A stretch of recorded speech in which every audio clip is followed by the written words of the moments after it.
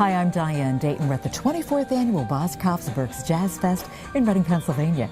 Catching up right now with Jeff Lorber. Thanks for being with us. Oh, my pleasure. Thanks for having me. It was great to hear you last night at the All-Star Jam.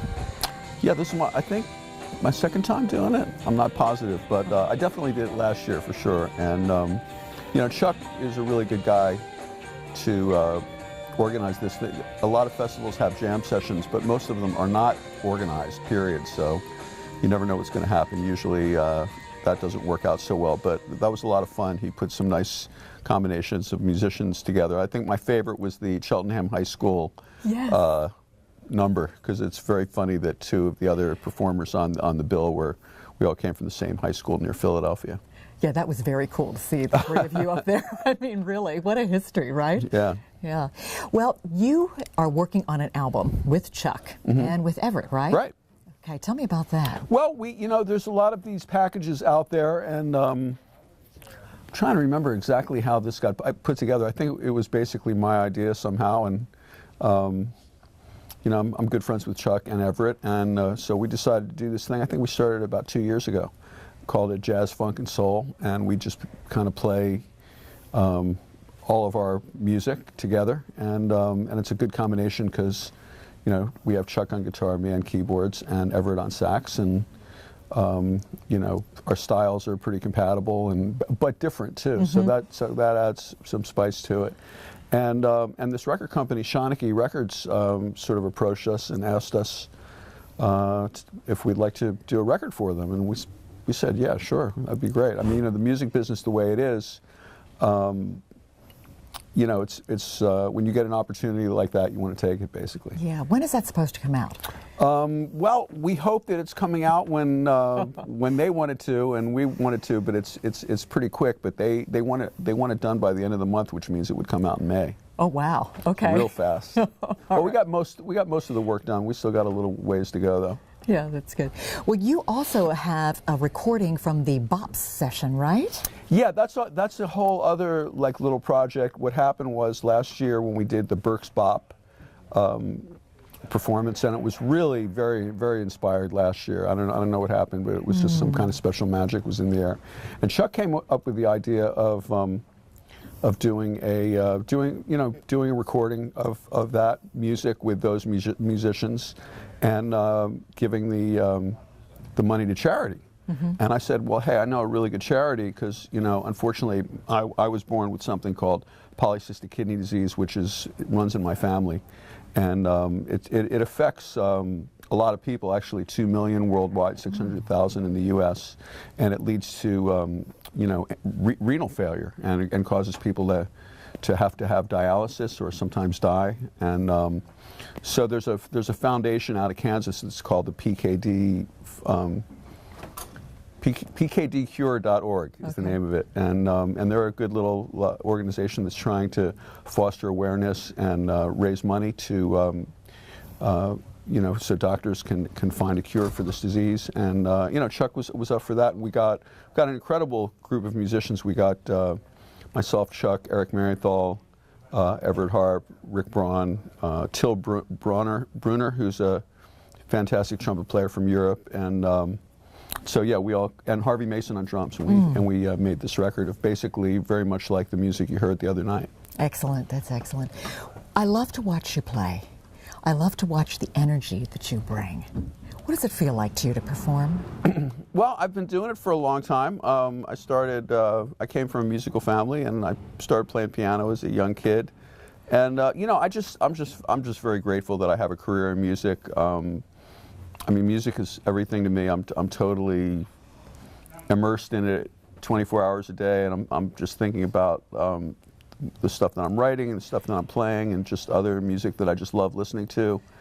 And so I hope that enthusiasm and passion shows through when I'm on stage and I'm playing. It really does. How many recordings do you have now? Do you know? Well, as far as Jeff Lorber or Jeff Lorber Fusion, it's somewhere around 20 or 21 or something like that.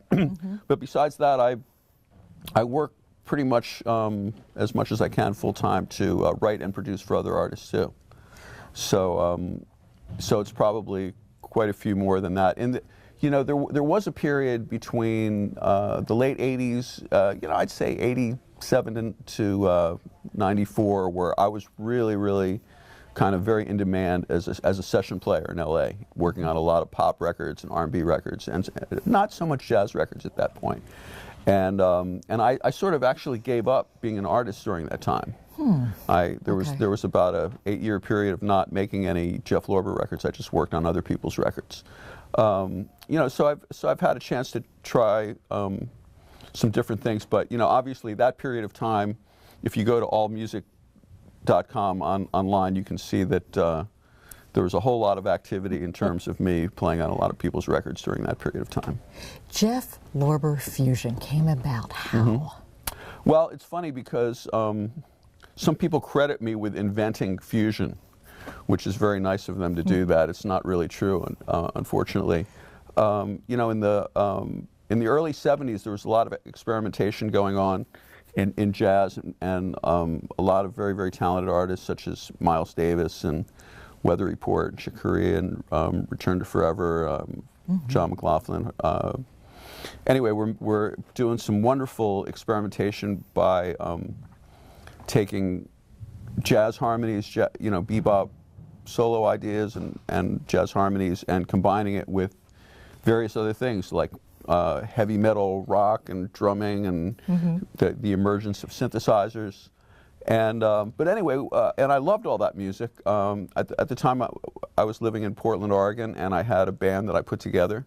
And you know, Portland at that time, country music and rock music was very popular. So I called my band the Jeff Lorber Fusion just to kind of let people know, okay, it's not going to be country, it's not going to be rock tonight. It's going to be fusion music. So if you like that, come on out.